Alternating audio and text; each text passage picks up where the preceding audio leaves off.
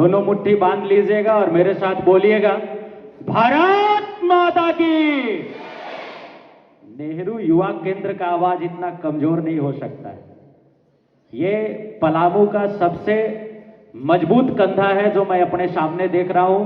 दोनों मुट्ठी बांधिएगा और इतना जोर से जरूर आवाज लगाइएगा कि हमारे आसपास जितने राष्ट्रवादी भाई बैठे हैं, जो यहां नहीं है, उन तक ये आवाज पहुंचे। बोलिएगा मेरे साथ, भारत माता की, भारत माता की, वंदे वंदे।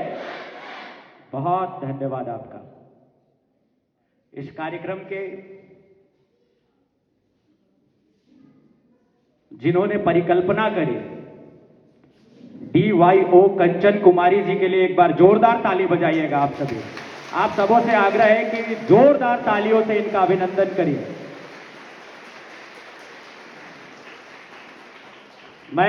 मैम आपको व्यक्तिगत बताता चलूं कि यूथ पार्लियामेंट की मेरी बड़ी ख्वाहिश थी। मैंने अपने दिनों में इसकी परिकल्पना की कि एक ऐसा वातावरण बने जहां हमारा यूथ बैठे और अपनी चर्चा करे। कार्यक्रम में मंचासीन DYO मैडम कंचन कुमारी जी, हमारे चचा राष्ट्रपति पुरस्कार से पुरस्कृत पलामू के एक मजबूत धरोहर आदरणीय हरिवंश प्रभात जी, श्री अमोद कुमार सिंह जी,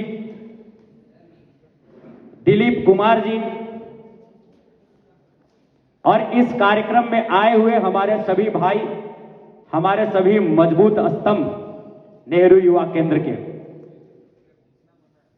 हम भाषण नहीं देंगे, हम आपसे बात करेंगे, क्योंकि ये यूथ पार्लियामेंट है और पार्लियामेंट में भाषण देना अलाउड नहीं है। पार्लियामेंट में संवाद करना है, एक दूसरे की बातों को सुनना है और एक दूसरे की बातों को समझना है। आप सभी आगे की कुर्सी पे आ जाइए, आग्रह है सभी आगे की कुर्सी में आ जाइए। जो खाली कुर्सी है इसको खाली ना रहने दें। हमारे सभी भाइयों से अनुरोध है, जो पीछे बैठे हैं आगे की कुर्सी को भर दें। आप आगे आ जाइए, तब हम लोग अपना डिस्कोर्स चालू करते हैं। जो मैं आपसे बात करने आया हूं उस बात को मैं चालू करूं, एक बार आप आगे की कुर्सी को भर दीजिए।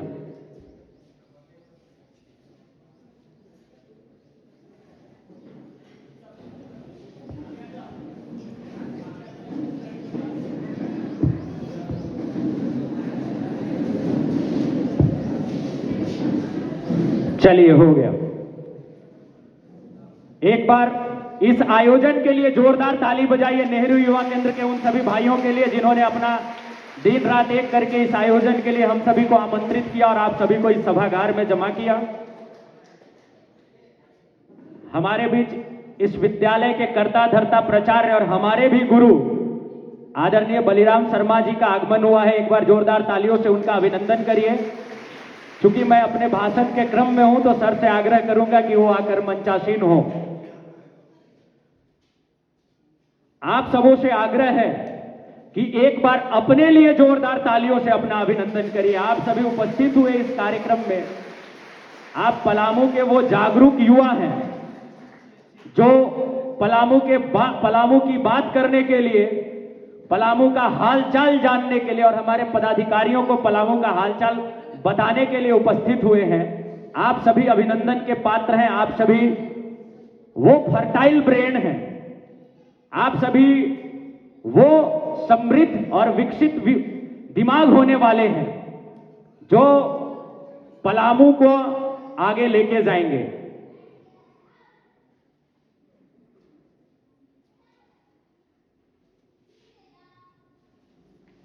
मेरे लिए ये बड़ा गर्व का बात है, मैं इसी विद्यालय का छात्र रहा हूं और मैं इस विद्यालय के परिसर में खड़ा होकर आपको संबोधित कर रहा हूं। हम जिस कालखंड को जी रहे हैं, थोड़ा सा ध्यान से सुनिएगा हमारी बात को, और इस बात को यहां से जब जाइएगा, जब इस यूथ पार्लियामेंट से जब ये कार्यक्रम हमारा खत्म हो जाएगा, इस कार्यक्रम की जो मेमोरी आपके दिमाग में होगी इस कार्यक्रम की मेमोरी को आप जब अपने घर में जाइएगा, अपने मोहल्ले में जाइएगा, अपने गांव में जाइएगा, इस कार्यक्रम की चर्चा जरूर करिएगा, क्योंकि कुछ ही ऐसे कार्यक्रम होते हैं जो आपके और हमारे निर्माण के लिए किए जाते हैं, जिसमें एक आपका ये जो पड़ोस युवा सांसद कार्यक्रम है, एक बार फिर से जोरदार ताली बजा करके अभिनंदन कर दीजिए हमारे सभी अतिथियों का। ये मेरे लिए मेरा आज का दिन सफल है और मेरा सौभाग्य है कि मैं आप सबों का दर्शन करने के लिए यहां पे उपस्थित हुआ हूं।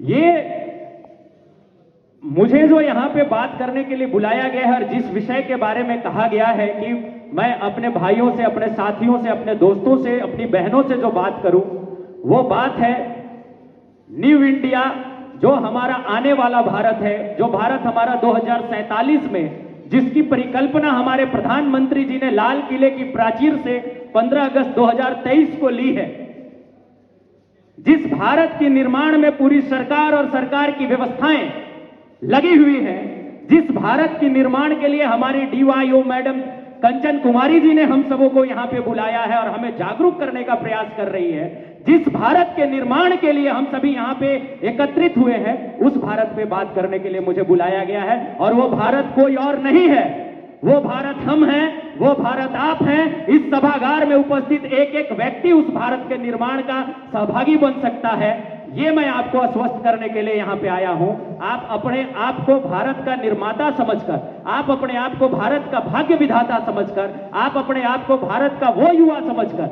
जो अपनी जवानी, जो अपना स्वर्णिम काल भारत निर्माण में लगाए, ऐसा समझकर यहां पे बैठे हैं। और कहा जाता है कि जिधर जवानी चलती है उधर जमाना चलता है। ये यूथ पार्लियामेंट उसका मिसाल बने, मैं ऐसी अपेक्षा के साथ अपने वक्तव्य को आरंभ करता हूं। साथियों, हमारा जो भारत है, इस भारत में नाना प्रकार की भाषाएं बोली जाती हैं। हमारे भारत में, और अमूमन भारत विश्व का एक लौता ऐसा धरती है, ऐसी मिट्टी है जहां से नारा गूंजता है वसुधैव कुटुंबकम, जहां से नारा गूंजता है सर्वे भवन्तु सुखिनः सर्वे सन्तु निरामया, जहां से नारा गूंजता है। अभी हम लोगों ने स्वामी विवेकानंद जी की प्रतिमा पे, उनके चित्र पे पुष्प अर्पित किया। एक युवा कैसा होता है, इससे बड़ा मिसाल, और कैसा होना चाहिए, इससे बड़ा मिसाल पूरे विश्व में उपस्थित नहीं है, जिन्होंने पूरे विश्व को भाई और बंधु का प्रेम और पूरे विश्व को अपना बनाने का जो संदेश दिया, युवाओं के लिए ये प्रेरणा है। हम एक ऐसे भारत के निर्माण में लगे हुए हैं, जिस भारत का सपना शिवाजी ने, महाराणा प्रताप ने, मंगल पांडे ने, हमारी झांसी की रानी लक्ष्मीबाई ने, महात्मा गांधी ने, चंद्रशेखर आजाद ने, भगत सिंह ने, अटल बिहारी वाजपेयी ने, इंदिरा गांधी ने देखा था। और उसी भारत की परिकल्पना को साकार करने के लिए प्रतिदिन 18-18 घंटे काम करते हुए हमारे पास एक ऐसा प्रधान सेवक है जिसका नाम नरेंद्र मोदी है। एक बार वैसे शख्सियत के लिए यहीं से बैठकर उनके अभिनंदन के लिए जोरदार ताली से उनका उत्साहवर्धन करें कि जब आप भारत की लड़ाई लड़ रहे हैं, जब आप राष्ट्र निर्माण में लगे हुए हैं, तो नेहरू युवा केंद्र का एक एक यूथ आपके साथ खड़ा है। आज हमारी भारत की राजनीतिक विचारधारा, हरिवंश प्रभात जी मंच पे उपस्थित हैं, मैं उनकी सहमति के साथ इस बात को कहूंगा कि आज हमारी भारत की जो राजनीतिक विचारधारा है, क्योंकि ये पार्लियामेंट है और पार्लियामेंट में हम पॉलिटिकल बात कर सकते हैं, आज हमारे भारत की जो राजनीतिक विचारधारा है वो 2 खंडों में विभाजित है। ये खंड क्या है?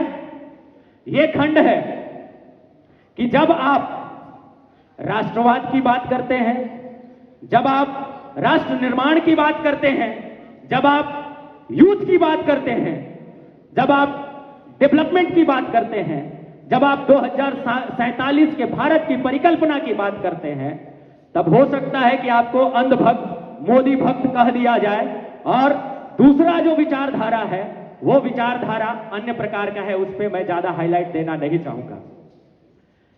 इस नेबरहुड कार्यक्रम में जो पूरे राष्ट्र स्तर पे चलाया जा रहा है, जो 600 हमारे भारत के 618 ब्लॉक से होते हुए 765 जिलों से होते हुए और हर ब्लॉक से 80-80 यूथ का जो बैच बनाकर और ये जो कार्यक्रम चलाया जा रहा है, इस कार्यक्रम का चलाने का जो मूल मंत्र भी यही है कि आप अपने राष्ट्र को जानें, आप अपने राष्ट्र में कार्य की हुई सरकारों को जानें, वर्तमान सरकार को जानें, वर्तमान सरकार के कार्य प्रणालियों को जानें, वर्तमान सरकार के द्वारा किए गए कार्यों को अपने घरों में जाकर, अपने मोहल्ले में जाकर, अपने गांव में जाकर उसकी परिचर्चा करें। कोई ऐसे व्यक्ति की बातों में ना आए, ऐसे झांसे में ना आए जो आपको ये बरगलाए और झूठ सच बताकर आपसे बात करे। आज से पहले आपके बगल से जो NH 75 पार होता है, आज के ठीक 2 साल 4 साल पहले हरिवंश शाह हमारे विद्यालय के कर्ता धर्ता बलराम शर्मा जी उपस्थित हैं। आज से 5 वर्ष पहले इस NH की स्थिति को जब आप देखते, गड्ढों से भरा हुआ NH था, गांव के पगडंडियों से बुरा हाल था इसका। आज जब आप देखते हैं सड़कों का जिस तरह का जाल पूरे हिंदुस्तान में बिछाया गया है, आप इस NH से डाल्टनगंज से औरंगाबाद के बीच जब सफर करते हैं, ये थोड़ा सा सड़क बाकी है, पूरा का पूरा सड़क चकाचक हो गया है। यहां से रांची की तरफ जब आप बढ़ते हैं तो पूरा का पूरा सड़क चकाचक होने के रास्ते पे अग्रसर है। यहां से बनारस जब आप जाते हैं तो बनारस तक जाने में चकाचक हो गया है। आप जब छत्तीसगढ़ की ओर बढ़ेंगे तो सड़क का जाल बिछ रहा है। यह कार्य किया है हमारी भारत की सरकार ने और इस तरह की कार्य चल रही है जिसको आपको गांव-गांव तक पहुंचाना होगा।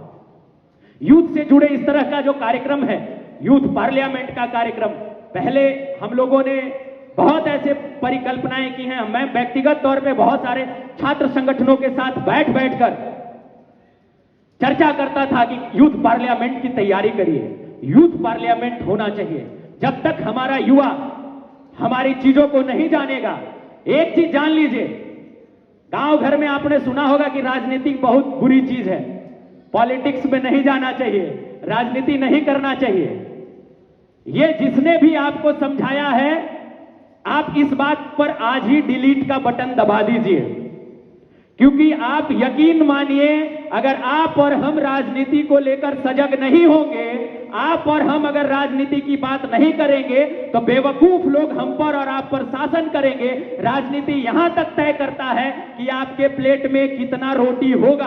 आज अगर आटा का मूल्य बढ़ जाएगा तो हमारा गरीब परिवार का बहुत ऐसा घर है जहां पे रोटियां बनना बंद हो जाएगा। आज बीच में प्याज का मूल्य बढ़ा था, प्याज के मूल्य जब वृद्धि हुई तो बहुत सारे घरों से प्याज पूरा राशन से गायब हो गया था। तो ये आप यकीन मानिए कि जिसने भी आपको ये बताया है कि राजनीति से दूर रहना चाहिए, राजनीतिक बातें नहीं करना चाहिए, उस व्यक्ति के साथ आज से ही उठना बैठना बंद कर दीजिए। मैं आपको ये दृढ़ संकल्प और आपको बहुत मजबूती से यह बात कह रहा हूं। हम और आप जब तक राजनीतिक डिस्कोर्स में नहीं बैठेंगे, हम और आप जब तक राजनीति का चर्चा नहीं करेंगे, हम और आप जब तक अपने चुने हुए जनप्रतिनिधियों का ऑडिट रिपोर्ट नहीं रखेंगे, तब तक ये जनप्रतिनिधि आपको और हमको गुमराह करते रहेंगे। ये यहां से ये मैसेज लेकर जरूर जाइएगा। हमारे प्रधानमंत्री जी ने और हमारी वर्तमान की सरकार ने महिलाओं की राजनीति में भागीदारी सुनिश्चित करने के लिए 37% महिला राजनीतिक आरक्षण की बात करी है, जिसे पार्लियामेंट में पास कर लिया गया है और हो सकता है कि अगले वर्ष तक वो लागू हो जाएगा। इन सभी बातों पर चर्चा करिएगा। हो सकता है कि इस बात को सुनकर और इस बात को समझकर हमारे सभागार में बैठे कुछ कल के विधायक हो सकते हैं, कल के सांसद हो सकते हैं, कल के मुखिया हो सकते हैं, कल के हमारे जनप्रतिनिधि हो सकते हैं और हमारे समाज के समुचित विकास और राष्ट्र के निर्माण में अपने आप को लगा सकते हैं। 4 तरह के राजनीतिक व्यवस्था है हमारे देश में, पार्लियामेंट्री सिस्टम है, लोकसभा, राज्यसभा, विधानसभा और ग्राम सभा। इन चारों सभाओं को आप घर जाकर जरूर पढ़िएगा और सिर्फ उनके हवाले राष्ट्र का निर्माण मत छोड़ दीजिए। जिनको आप बैठा दिए हैं चुनकर, वो 5 वर्षों के लिए ही चयनित होते हैं, लेकिन जब तक हम जिंदा हैं, जब तक हमारे शरीर में सांस है, आप ये मानिए कि ये राष्ट्र मेरा है, ये शहर मेरा है, ये गांव मेरा है, और इसके निर्माण में मुझे लगे रहना है। जिसने गलत किया है उसको 5 वर्षों के बाद हम गद्दी से उतार फेंकेंगे, ऐसा हम दृढ़ संकल्प लेंगे। साथियों, एक जो बात है, ब्रेन ड्रेन हमारे राष्ट्र से बड़े रफ्तार में ब्रेन ड्रेन होना शुरू हुआ। ब्रेन ड्रेन का टर्म आपने सुना है? कितने लोगों ने ब्रेन ड्रेन के बारे में सुना है? हाथ उठाइए। नहीं सुना है, मैं आपको बताते चलूं। और ये बड़ी जिम्मेदारी है हम युवाओं पे इसकी, और आज इस पार्लियामेंट में इसकी बात होनी चाहिए, क्योंकि हो सकता है कि इस सभागार में बैठा कोई इंजीनियर हो, कल के डेट में कोई डॉक्टर हो, कोई बड़ा पदाधिकारी हो। मैं आप सभी से हाथ जोड़कर एक ही निवेदन करूंगा कि जब आप बड़ा पदाधिकारी बनिएगा, जब आप बड़ा किसी पद पे जाइएगा, और जब ईश्वर आपको इस काबिल बना देगा और आप अपने मेहनत से उस स्थान पे पहुंच जाइएगा कि आपको विश्व की तमाम कंपनियां, विश्व के बड़ी बड़ी ताकतें आपको अप्रोच करेंगी कि आप हमारे साथ विदेश चलिए, आप कैलिफोर्निया चलिए, आप ऑस्ट्रेलिया चलिए, आप अमेरिका चलिए, आप कनाडा चलिए। आपको वो पैसे का लालच देंगे, आपको वहां ले जाकर के आपसे नौकरी कराएंगे। हाथ जोड़कर हमारे उन सभी भाइयों से निवेदन है, भारत में रहिएगा और राष्ट्र के निर्माण में लगिएगा। विश्व की तमाम शक्तियां भारत में घूमकर आने वाली हैं, और यकीन मानिए 2047 में जिस भारत की परिकल्पना हमारे प्रधानमंत्री ने जी ने की है, 2047 में जब हम बैठेंगे, हम जैसे, आप जैसे बहुत सारे लोग उस समय अपने उस उम्र के पड़ाव में होंगे जब हम, हो सकता है 50 वर्ष के हो, 55 वर्ष के हो, 53 वर्ष के हो। हम देखेंगे कि हम एक ऐसे भारत में हैं जहां पे अमेरिका की फैसिलिटी है, जहां पे कनाडा की फैसिलिटी है, जहां पे ऑस्ट्रेलिया की फैसिलिटी है। कोई बनता नहीं है, उसको बनाना पड़ता है, और बनाने में हमारे प्रधानमंत्री लगे हुए हैं। हमको और आपको आज ये प्रण लेना होगा, ये संकल्प लेना होगा कि अपनी मिट्टी में रह के अपनी मिट्टी को मजबूत बनाएंगे और अपनी मिट्टी में उतनी ताकत पैदा करेंगे कि हम अमेरिका के लेवल पे जाकर खड़े हो। ये आप सबों से मेरी एक अनुरोध है, आपके भाई होने के नाते, आपके साथी होने के नाते। दोस्तों, जब आप बात कर रहे होंगे समाज में अभी बैठकर कि सरकार ने ये किया, सरकार ने वो किया, बहुत सारे ऐसे चेहरे हैं जिनको मैं देख रहा हूं जो इस तरह के डिस्कोर्स में बैठते हैं। तो हमारे पलामू में एक आम बोलचाल की भाषा में बोला जाता है कि का तोरिन सरकार के इतना तारीफ करत बड़ा बाबू, मोदिया कलऊ का इतना दिन में, 10 बरस में मोदिया कलऊ क्या। उनको सरकार माने मोदी जी समझ में आते हैं।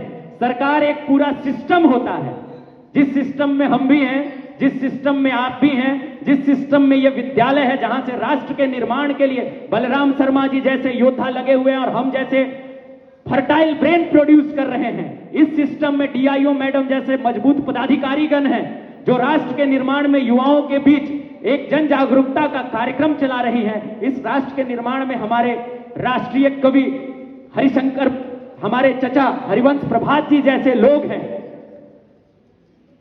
लोगों को समझ में आता है कि राष्ट्र माने मोदी, और लोग जब आप बात करेंगे इस पे तो लोग पूछेंगे कि 10 बरस में मोदिया कलऊ का। मैं ये नहीं कहता हूं कि पिछले 70 सालों में कोई कार्य हुआ नहीं है देश में। हमारे पूर्वजों ने जो राष्ट्र निर्माण किया है, हमारे पूर्वजों ने जो संकल्प लिया है, उसी संकल्प को वर्तमान की सरकार सिद्धि की तरफ लेके जाने का कार्य कर रही है। लेकिन मैं आपको कुछ बातें बता दूं, और हो सके तो आप इसको लिख लीजिएगा, और जब ग्रामीण क्षेत्रों में जाइएगा, जब अपने मोहल्ले में जाइएगा, जब अपने शहर में जाइएगा, तो इस बात पर परिचर्चा करिएगा कि 10 वर्षों में सरकार ने किया क्या है। 10 वर्षों में माननीय यशस्वी प्रधानमंत्री नरेंद्र मोदी जी के नेतृत्व में सरकार ने क्या किया है। हमारे प्रधानमंत्री के विजनरी एटीट्यूड ने जो किया है, वो मैं आपको थोड़ा संक्षिप्त उसका विवरण दे दूं। हर दिन इस राष्ट्र में, हर दिन जो राष्ट्रीय डाटा है नीति आयोग का, उस डाटा के आधार पर मैं आपको बताते चलूं कि हर दिन 2 नए कॉलेज खुल रहे हैं, हर हफ्ते एक नई यूनिवर्सिटी खुली है, भारत में हर दिन 55 पेटेंट्स राइट हुए हैं, भारत में हर दिन 65 ट्रेडमार्क रजिस्टर्ड हुए हैं, भारत में हर दिन करीब 1.5 लाख मुद्रा लोन बांटे गए हैं, भारत में हर दिन 37 नए स्टार्टअप को अंगीकृत किया गया है, भारत में हर दिन 16,000 करोड़ रुपए का यूपीआई, जो डिजिटल इंडिया की हम बात करते हैं, 16,000 करोड़ रुपए का यूपीआई ट्रांजैक्शन हो रहा है। जिस भारत में जब यूपीआई और डिजिटल इंडिया की बात की जाती थी तो लोग कहते थे कि मोबाइल से पैसा कैसे डाला जा सकता है, कहां संभव है। आज सब्जी वाला भी बारकोड लगाकर अपने दुकान के आगे रखता है। यह डिजिटल इंडिया हम लोगों ने अचीव किया है। भारत में प्रतिदिन यूपीआई के माध्यम से 16,000 करोड़ रुपए का ट्रांजैक्शन हो रहा है। भारत में प्रतिदिन 3 नए जन औषधि केंद्र खोले जा रहे हैं। भारत में प्रतिदिन नई निर्माण हो रहे हैं, जैसे 14 किलोमीटर प्रतिदिन रेलवे ट्रैक का निर्माण किया जा रहा है, प्रतिदिन लगभग 22 किलोमीटर सड़कों का निर्माण किया जा रहा है, प्रतिदिन 50,000 से अधिक एलपीजी गैसों का उज्ज्वला योजना के तहत कनेक्शन बांटा जा रहा है, प्रतिदिन 75,000 भारत में प्रतिदिन 75,000 लोगों को गरीबी रेखा से ऊपर, ऐसे लोग हैं जो अपना गरीबी रेखा का कार्ड, जो लाल कार्ड बनाया जाता था, उसे सरेंडर कर रहे हैं। भारत में हर दिन लगभग ऐसे कार्य हो रहे हैं जिनकी परिकल्पना हमने आजादी के बाद करी थी। धारा 370 का हट जाना, जिस कश्मीर को लेकर तरह तरह की बातें की जाती थी, जिस कश्मीर के बारे में तरह तरह का विवाद हम प्रतिदिन न्यूज चैनल्स के माध्यम से सुनते थे, जिसे धरती का स्वर्ग कहा जाता था, जो हमारे राष्ट्र का मुकुट है। धारा 370 के हट जाने के बाद भारत में प्रतिदिन कश्मीर में विकास कार्य और अमन और खुशहाल की कार्य की जा रही है। आतंकवाद, नक्सलिज्म जैसे जो मुद्दे थे वो हमारे राष्ट्र से आने वाले 10 वर्षों में आप यकीन मानिए गौन होने वाला है।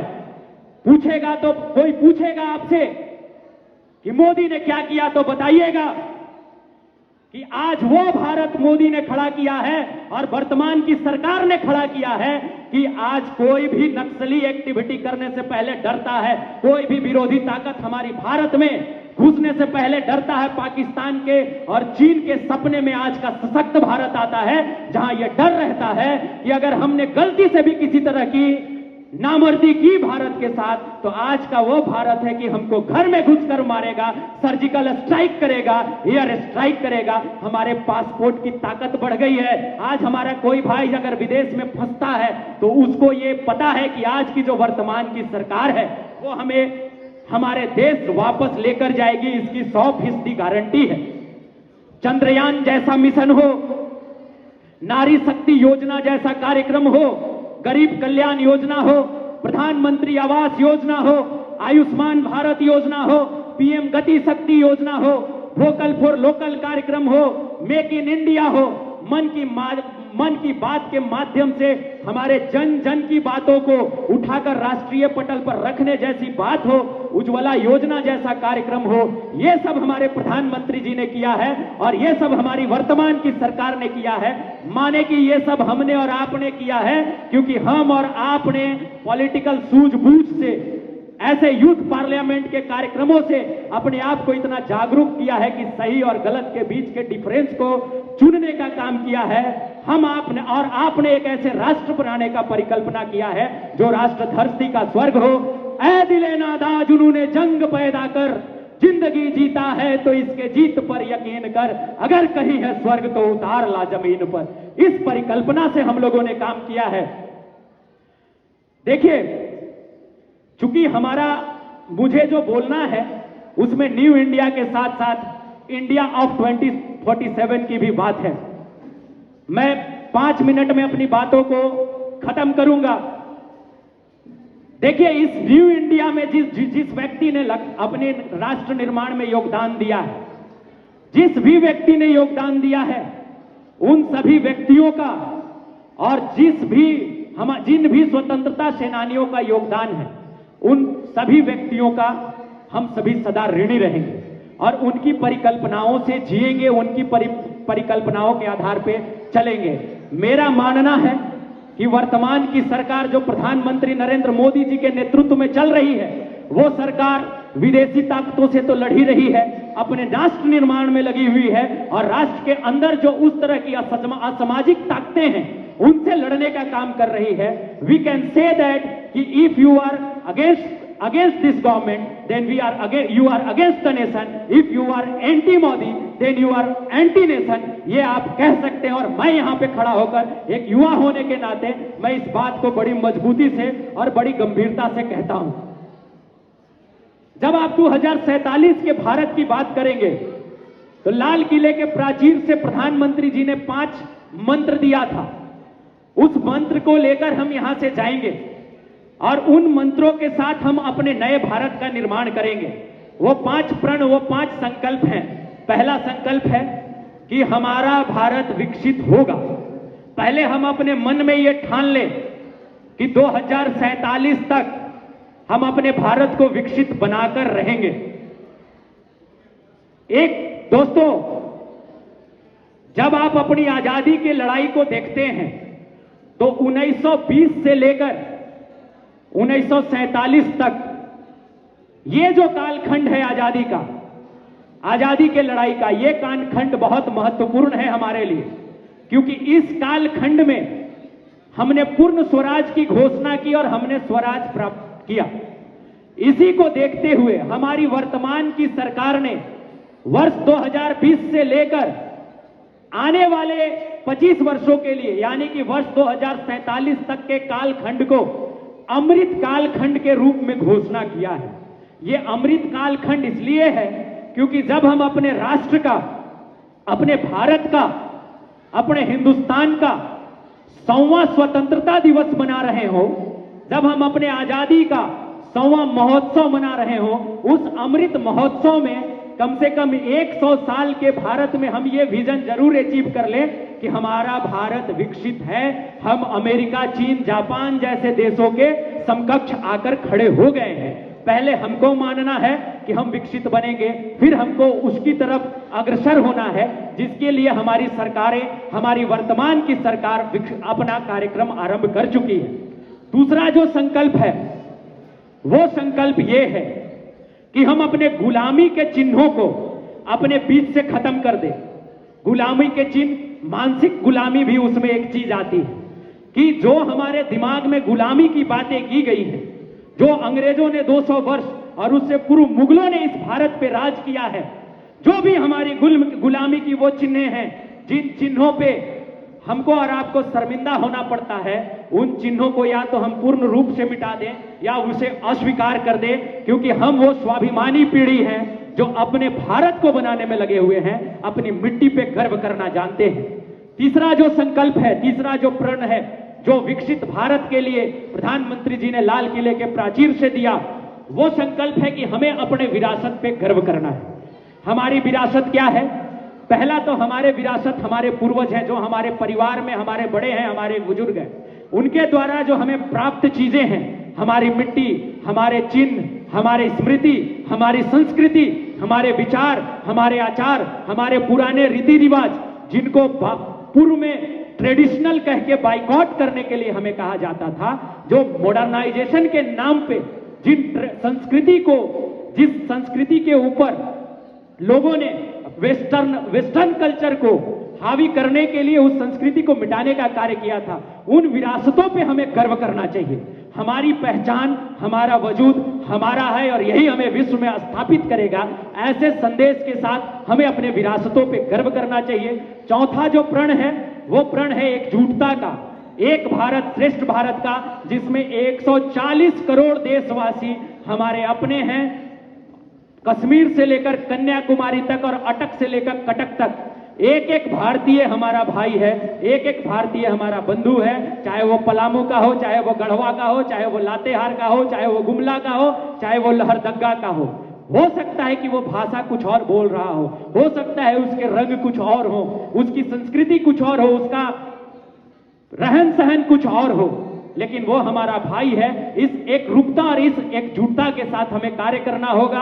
और पांचवा जो हमारा संकल्प है वो है हमारा फंडामेंटल ड्यूटी, जिसको हमको निर्वाह करना होगा। जो भारत के संविधान ने हमें जिस अधिकार को दिया है उसके साथ साथ कुछ ड्यूटी भी दिए हैं। राष्ट्र के प्रति जो हमारा ड्यूटी है हम उसको जरूर क्रियान्वित करें, ऐसा विचार यहां से लेकर जाए। और आप यकीन मानिए कि जो देश का दशा है और जो देश का दिशा है, आगामी जो हमारी सरकार है जो इसके बाद बनेगी, वो ऐसी सरकार बने जो देश को समृद्धि की ओर लेकर जाए, जो ऐसी सरकार बने जो हमारे वर्तमान की सरकार ने नारा दिया है कि 2030 तक हमारी अर्थव्यवस्था, ये सब बातें आपके लिए नहीं होगी, इसको जाकर गूगल और यूट्यूब पर देखिएगा, हमारी अर्थव्यवस्था 5 ट्रिलियन इकोनॉमी की हो जाए। आने वाले 10 वर्षों में हमारी व्यवस्था 10 ट्रिलियन इकोनॉमी की हो जाए। हमारी अर्थव्यवस्था अमेरिका और चाइना के समकक्ष जाकर खड़ी हो जाए। हमारी अर्थव्यवस्था जापान से ऊपर हो जाए, जो कि एसबीआई का जो रिपोर्ट है और जो तमाम विश्व की एजेंसियां निकाल रही हैं कि 2027 तक हम जापान को पछाड़कर जो हमारा ग्रोथ रेट है, वर्तमान में हमारी ग्रोथ रेट अमेरिका और चाइना से भी ज्यादा हमारा जीडीपी का रेट है, ये आप जान लीजिए। और चूंकि इनकी अर्थव्यवस्था इतनी बड़ी है कि ये हमसे अभी ऊपर है, इस ग्रोथ रेट से अगर हमारा राष्ट्र बढ़ता रहा तो 2027 तक हम जापान को पछाड़कर विश्व की तीसरी सबसे बड़ी अर्थव्यवस्था बन जाएंगे। और 2075 तक अगर ये इसी तरह बढ़ते रहा, बीच में व्यवधान ना आए, तो 2075 तक हम अमेरिका के समकक्ष वाली अर्थव्यवस्था हो जाएंगे। तो आने वाले जो चुनाव हैं, इस यूथ पार्लियामेंट से ये संदेश लेकर जाइएगा कि आने वाले चुनाव में हम एक ऐसे राष्ट्र के लिए अपना मत का प्रयोग करें। वोट जरूर दीजिएगा और अपने घर में एक एक जो भी व्यक्ति होंगे उनसे वोट दिलवाइएगा और एक ऐसे सरकार के लिए दिलवाइएगा जो हमारे सपनों का भारत बनाए। एक ऐसे सरकार के लिए दिलवाइएगा जो हमारे भारत की अर्थव्यवस्था को कम से कम तीसरे पायदान पर लेकर जाकर खड़ा कर दे। एक ऐसे सरकार के लिए दिलवाइएगा जो हमारे और आपके सपनों और आकांक्षाओं को पूरा करे। एक ऐसे सरकार के लिए दिलवाइएगा जो हमारे धरोहरों को, हमारे चिन्हों को, हमारे संस्कृति को, हमारा और आपके विचारों का पुनर्स्थापना करे। इसी संदेश के साथ मैं अपने सभी भाइयों से ये अनुरोध करूंगा कि दोनों मुट्ठी बांधे। क्योंकि भाषण बहुत लंबा हो गया है मुझे पता है, लेकिन मुझे ऐसा टॉपिक मिला था डीआईओ मैडम के द्वारा कि मुझे इन सब चीजों को आपके सामने प्रस्तुत करना था। और जब आप सोशल मीडिया के माध्यम से इस भाषण को देखेंगे, आप जरूर कुछ ना कुछ उसमें से ऐसी चीजें होंगी जिस पे पढ़िएगा। ये 5 ट्रिलियन इकोनॉमी क्या है, ये 10 ट्रिलियन इकोनॉमी क्या है, ये जीडीपी क्या है, ये ग्रोथ रेट क्या है। क्योंकि सभी हमारे ऐसे फर्टाइल ब्रेन यहां पे बैठे हैं जिनके समक्ष ये बात करना जरूरी है और इस पे डिस्कस करिएगा। अब उस तरह की राजनीति को विराम दीजिए जब नेता हमारे आपके पास खादी का बंडी कुर्ता और पैजामा पहनकर आते हैं और हाथ जोड़कर कहते हैं कि वोट दे दीजिए। अब इस तरह की राजनीति को हम शुरू करेंगे जहां का युवा जब नेता हमारे दरवाजे पर आएगा तो उससे हम ऑडिट मांगेंगे कि 5 वर्षों में आपने किया क्या है, इसका रिपोर्ट दीजिए, आपको मैं वोट क्यों दूं, इसका जवाब दीजिए और आप हमारे भविष्य के लिए क्या करेंगे, इसका आप रूपरेखा बताइए, तब हम आपको वोट देंगे। अब कुर्ता और पैजामा की राजनीति को विराम देते हुए विकास की राजनीति पे हम वोट देंगे। युवाओं के बात जो करेगा हम उसके लिए खड़े रहेंगे। दोनों मुट्ठी बांधकर मेरे साथ एक बार बोलिएगा, दोनों मुट्ठी बांधिएगा और एक ऐसे राष्ट्र निर्माण के लिए, एक ऐसे राष्ट्र के लिए नारा लगाइएगा जिस राष्ट्र की परिकल्पना आज हम यहां कर रहे हैं, जिस राष्ट्र की परिकल्पना वर्तमान की सरकार ने की है, जिस राष्ट्र की परिकल्पना हमारे प्रधानमंत्री जी ने की है और हम सभी उसके निर्माण में लगने वाले हैं। ऐसे संकल्प के साथ दोनों मुट्ठी बांधकर मेरे साथ बोलिएगा, भारत माता की। काफी लंबा भाषण चला, मुझे लगता है आपका ऊर्जा कम हो गया है। दोनों मुट्ठी बांधकर दोनों हाथ हवा में लहराइएगा और मेरे साथ बोलिएगा, भारत माता की, भारत माता की, वंदे वंदे। बहुत धन्यवाद।